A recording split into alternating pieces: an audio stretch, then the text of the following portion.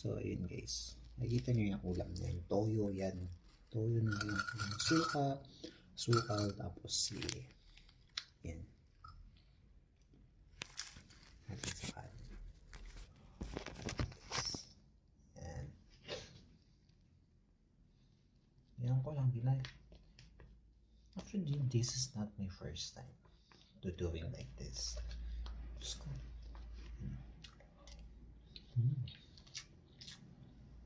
Sarap.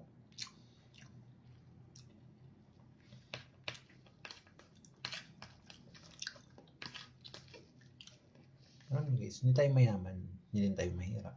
Pero, kapag dumating talaga yung time na, ano mo yun, kailangan mo talagang tipirin yung sarili mo para yung budget mo ay umabot pa hanggang sa susunod na sahod. Yung mga ganun, ano. Itong toyo, normal lang po sa Pilipino. Wala kasi kami mantika, kaya hindi ako nakapagday ng mantika. Yep.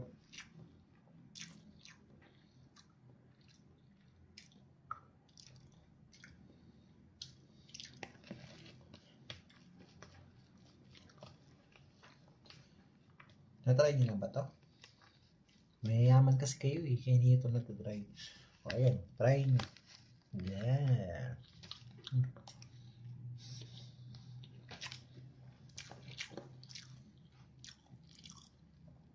Dito lang yan sa Pilipinas. It's more fun here in the Philippines, diba? Ganyan mo lang yung toyo. Kaya kayong mga ano dyan, hanggat may mga kayo, mayayaman, huwag kayong basta, alam mo yun, yung gastos ng gastos.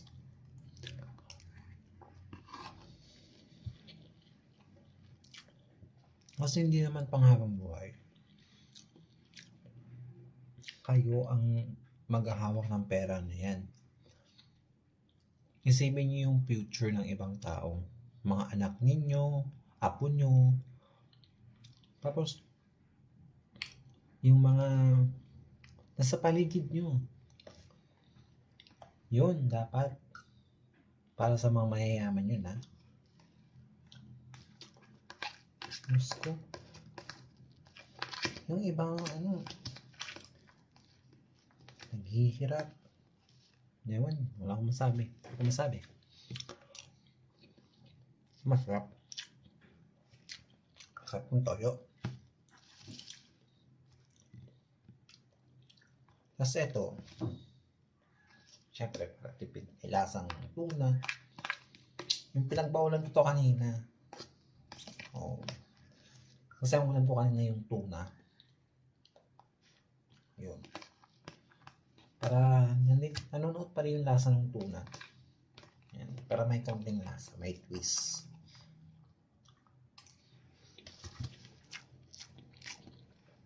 Sarap. Nasa kinakain kong kanin. Ito yung tira ko kanina umaga na binaon ko na pumasok. So, nandito pa. Meron pang kanin. Hindi lang ako nakabili ng ulam. Kaya, ayun, toyo. Yun yung alternative na ginagawa ko kapag walang ulam dito sa bahay at nakakatamad na magluto ng pancit canton, ganun. As in, one time lang yung toyo na yan. Lagyan mo lang sa mangkok. Ayun. Sin.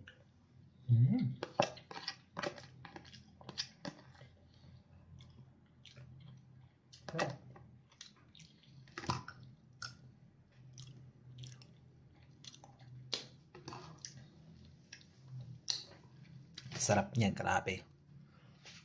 Meron pa minsan yung ginagawa ko. Kaya may tirang kanin.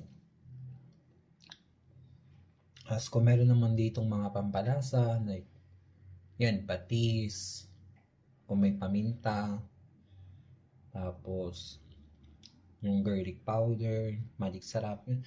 Ang ginagawa ko dun sa tirang kanin, yung bahaw ang tinatawag, which is lugaw. Yan, tinutubigan ko lang siya. Hindi ko na ginigisa. Kasi wala nga kaming mantika, di ba? Hindi ko na siya ginigisa. Tinutubigan ko lang siya, pinapakuluan. As yun, doon ko na ilalagay yung mga sangkap na yun. Yung patis, yung magic sarap, yung paminta, tsaka yung garlic powder, yun. Ginaganon ko lang. Tapos kapag, ngayon, naisipan kong dumaan naman sa tindahan, may nabili akong itlog, yun, ihalo ko. Pero minsan, wala talagang itlog yun. Pero masarap. Sarap nun.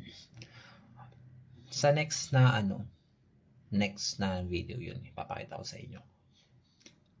Kung ako,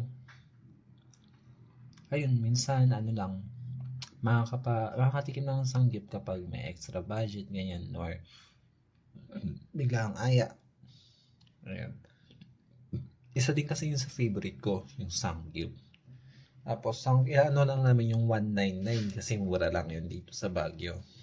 199. Ang dami yun dito, nagkalat yun dito sa Baguio yung 199. Tapos, pero pag namagpas na dun, wag na. Pass. Tapos, mostly, ayan, dumadaan ako ng night market. Night market, usually na binibili ko doon is yung tuhog-tuhog. Like fishball, ayan. Kasi yun na yung mura. Pero kapag may extra budget, ayan, syempre, ayan, putlong, hamburger, tapos yung mga niluluto doon sa kawali, mga sisig, ganyan. Yun, pag may extra budget tayo. Pero, ayun. Pero kapag syempre, hindi naman lagi. May pera ka, may ka, yan. Ilalaan mo sa talagang dapat. Tulad ko niyan. May pera naman, oo. Pero, syempre, may mga dapat paglaanan. Yan, bayaran na naman ng bahay, bayaran na naman ng kuryente namin, bayaran na naman ng tubig. Alam nyo ba dito, sa inupahan namin to, hindi biro yung binabayaran namin sa kuryente at saka sa tubig. As in, alam niyo yung nagtatanong-tanong ako sa mga katrabaho ko dati, ngayon, yung tubig nila, grabe, apakababa, pero ang dami nilang gumagamit. Samantalang kami, dadalawa lang kami. Bihira pa kami maligo kasi sobrang lamig ng tubig. Ang binabayaran namin nasa mahigit 400, 450. Ganyan. As kuryente namin, kompleto sila lang gamit. As in, kompleto sila. May ref, may TV, may oven, may kung ano. Nung kami, walang ref, walang oven, wala lahat, kundi charger lang ng cellphone, tsaka ilaw lang ang gumagana sa amin. Pero binabayaran namin 400. O, di ba napakaginto?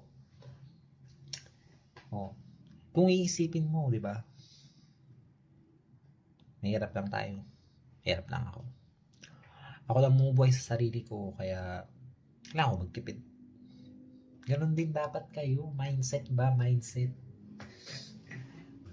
Ganon ang buhay. Kaya kung sa inyo, kayong mga mayayaman, dapat tamang chill lang sa pera. Hindi naman kasi porkit may pera kayo, gastos doon, gastos dito. Di ba? May mga anak kayo, although yes, sabihin natin mayaman din sila. Yan. Siyempre, hindi naman ikaw lang yung hawak ng pera mo eh. Umiikot yan. Paikutin mo din. Paikutin nyo din. Sarap ng toyo. Kaya toyo na naman ako eh. Sarap lang. So, ayun guys. Ano daw? Basta. Sarap ng toyo. Kaya, sana, sa mga kapwa ko mahirap. Kapwa mahirap daw. So, hindi. Ayun man naman ang ko. Pag may pera ka, huwag mong isipin yung gastos. Magtabi ka para sa hinabukasan mo or for your future, parang ganun. Hindi labas ng labas. Isipin mo din yung paano ka bukas, sa susunod na araw, next month, next year, mga ganun. dapat matutunan mong mag-ipon para sa sarili mo, hindi para sa ibang tao. Kasi pag para sa ibang tao ka nag-iipon, wala kang mararating sa buhay. Parang ako, walang nararating. So, ayun guys, diba? Ganun lang kasimple ang buhay. Ups and down. Tapos, pag nasa up ka na, bigla ka magda-down. Tapos yung nasa down na yun, dun ka na lang lagi. Kung wala kang diskarte sa buhay. Kaya dapat madiskarte tayo mga tao. Tao na, wag ng Pinoy. Kasi, hindi na naman Pinoy madiskarte. Ayun, toyo-toyo lang din minsan. Matematika din ha. Para sa mga kagaya natin nasa mid-class lang. Mid-class. Siyempre, wag natin pahirapan ang sarili natin kasi mahirap na nga tayo, di ba?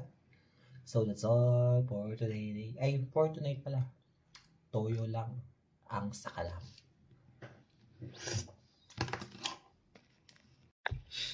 Hindi pa pala yung that's it. So, ayun nga.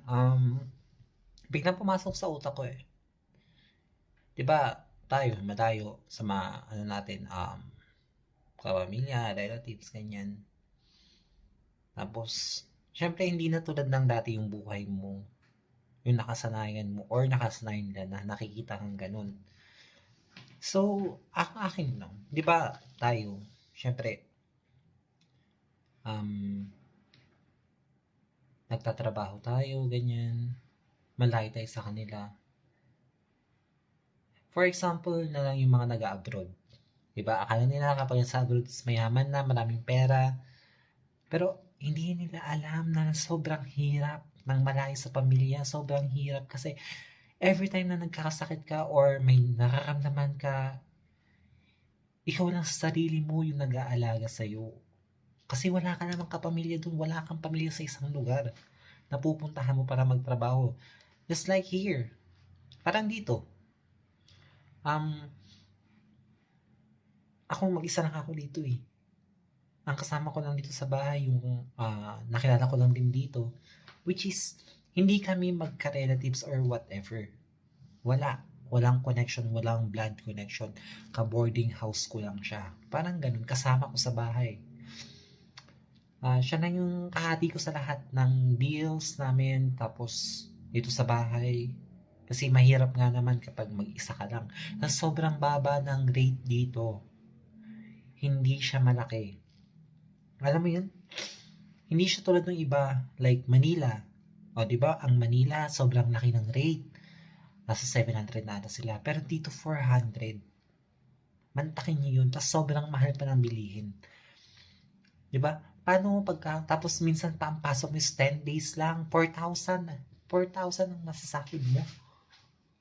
Paano mo magkakasyahin yun? Di ba? Kaya kung marunong ka talaga magtipid sa sarili or alam mo humawak ng pera, makakaya mo yun. Di ba? Ang hirap isipin kung paano. Tapos, tawag nito, yung akala nila, porkit nasa ibang lugar ka, yun nga, ang yaman-yaman. Ay, hindi naman to rin ang yaman-yaman. Kumbaga may hindi ka na nila ma-reach, pero hindi nila alam ang tunay mong kalagayan. Yung nakikita nila sa social media na ganto, ganyan, ay, pakain ka na siya sa ganto, sa Samgyup, ay, palabas-labas na lang sila, ay, ang ganto, ganyan. Tapos, tingnan mo si ganito, nakabili namin ng bagong ganto, ganyan. Alam niyo, yun yung pinag-uusapan ka na, but they didn't know what the root of it. Di ba? Hindi nila alam kung saan ka nang galing. Kung saan mo hinuhugot yung ganun. Ano yun?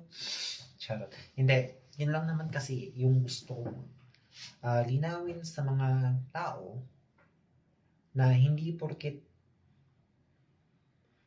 may nakikita ka na sa social media na bago or ginagawa nila, which is ginagawa nila pero yun na yung ipapakalat mo sa iba na kasi ganito, ganyan, ganyan. Alamin niyo po muna kung ano po yung kalagayan ng isang tao bago niyo po husgahan. kung ano po yung pinagdadaanan niya. Ganun kasi yun. Ako, napakalalim ng dahilan kung bakit nandito ako sa Baguio.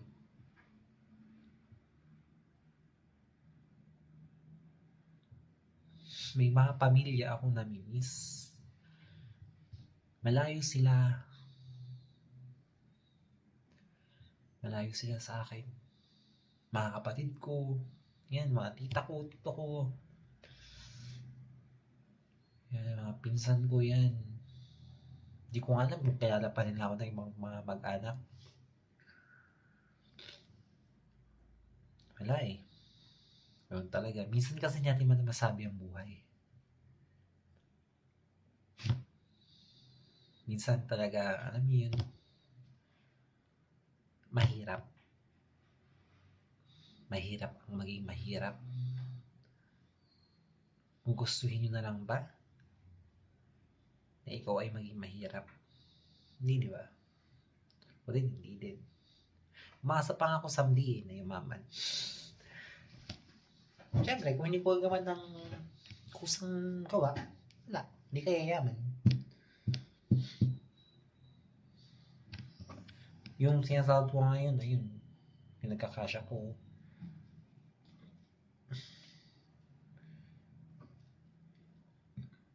Tapos yun, mga nangihiram ako sa mga trabaho ko para yun, makaya pa rin.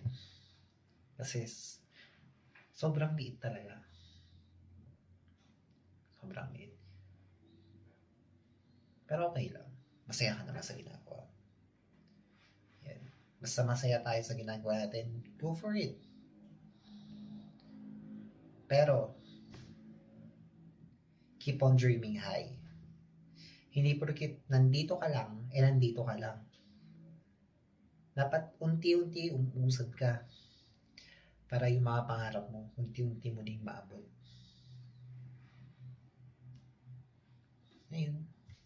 Paniniwala lang sa Panginoon. Kasi, God made you.